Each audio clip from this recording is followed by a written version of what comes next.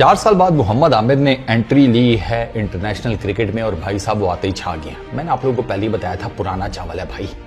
पुराना चावल होता है, एक्सपीरियंस होता है, जिंदगी होती है, तजर्बा देखा होता है। चलो 19-20 ऊपर नीचे 100 किस्म की बंदा चीजें कर जाता है, लेकिन जहां तक मोहम्मद आमिर की बॉलिंग है ना, वो अभी भी नजर आ रहा है। वो उसने बिल्कुल ठीक कहा था, मैं फिट हूँ, मैं 2019 से ज्यादा अपने आप को बेहतर महसूस कर रहा हूँ। वो आज हमने देख लिया है सर। 2 ओवर 2 विकेट्स आते साथ पहले ओवर में विकेट ली है। ये इनकी पहले ओवर में मोहम्मद आमिर की, if I am not wrong, तो 44th विकेट है।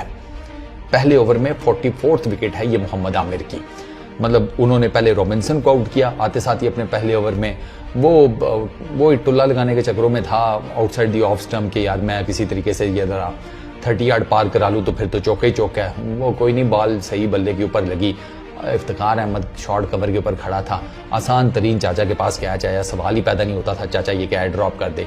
ये क्या ड्रॉप करने का मतलब ये था चाचे ने जन्नत ड्रॉप कर दी। इस लेवल पर आकर समझ लो। अच्छा, उसके बाद दूसरा वो फॉक्स क्रॉफ्ट ही है, हाँ वो जरा नाम जरा आपको पता है, मैं अंग्रेजों के नाम के मामले में ना भाई इतना ज्यादा फ्री नहीं करता। हाँ अच्छा, उसने भी सेम यही ब्रेकिंग द शैकल्स वाले काम करने की कोशिश की। अब मोहम्मद आमिर को आप ऐसा तो नहीं है कि भाई वो आपके हिसाब से मार नहीं खाने वाला। मतलब आपका दिल कर रहा है मोहम्मद आमिर को कूटूं, आप कूट लेंगे, नहीं।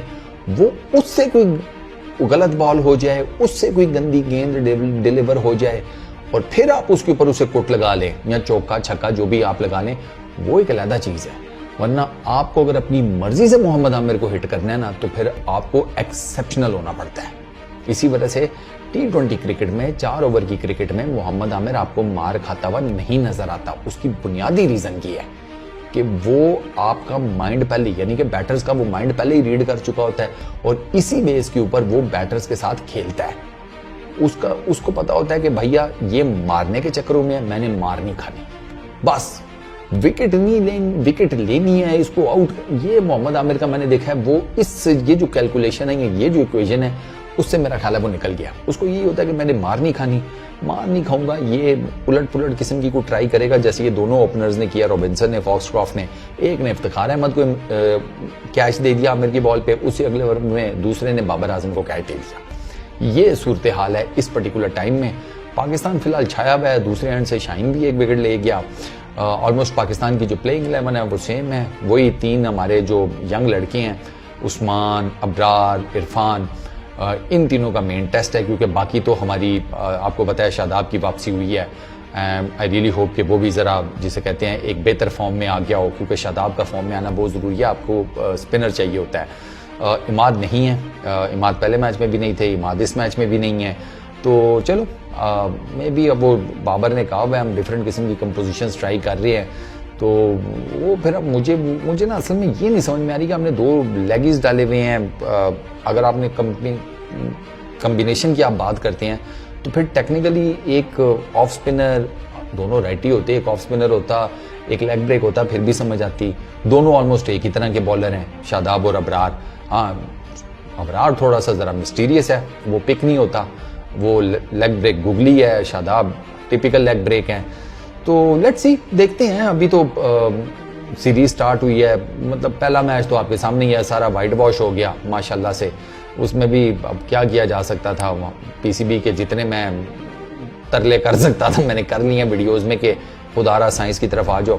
दूसरा मैच, इसमें भी ज़्यादा वैसे बाय द वे चांस थे बारिश के कि चलो शुक्र है बचत हो गई है, ये मैच कंप्लीट हो जाएगा इंशाल्लाह। और मुझे उम्मीद है कि पाकिस्तान इस मैच को बड़ा कंक्लूसिवली जीत लेगा, क्योंकि हम तो अपनी पूरी तगड़ी टीम के साथ निकले हैं।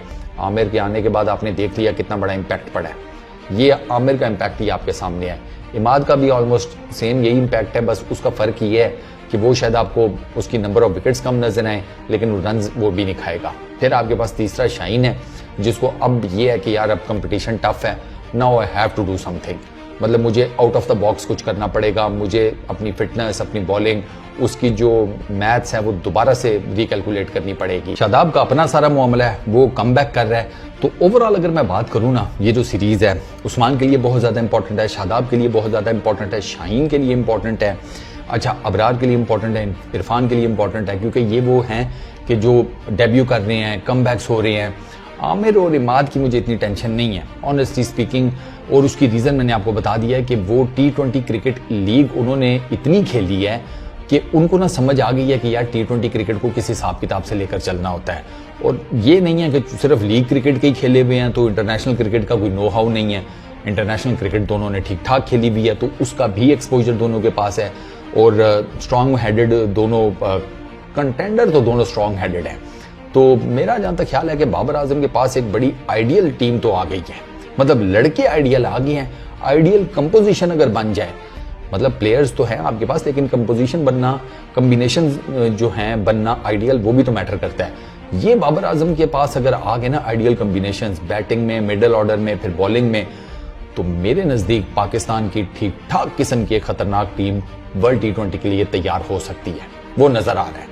अब बाकी फिर ऊपर वाले से आपको दुआ शुआ भी करनी चाहिए कि सारे मामला जो हैं वो सेटल्ड रहें, क्योंकि साड़ी क्रिकेट का ना कोई पता भी नहीं लगता। सीधी सी बात है।